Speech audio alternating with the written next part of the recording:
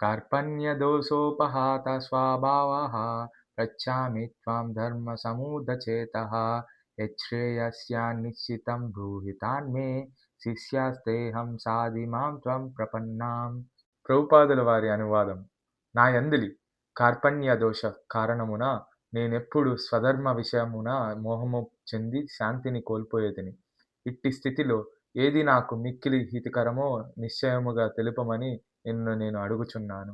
నేనెప్పుడు నీకు శిష్యుడను మరియు శరణాగతుడను. దయచేసి నాకు ఉపదేశము కావింపుము. రోజువారీ జీవిత అన్వయము.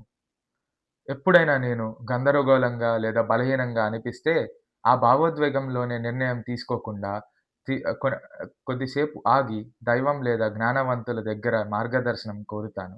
నాకు అన్నీ తెలుసు అనే అహంకారాన్ని విడిచి, వినమ్రతతో మార్గదర్శకత్వం కోరితే మనసు ప్రశాంతంగా మారి, సరైన దారి స్పష్టంగా కనిపిస్తుంది.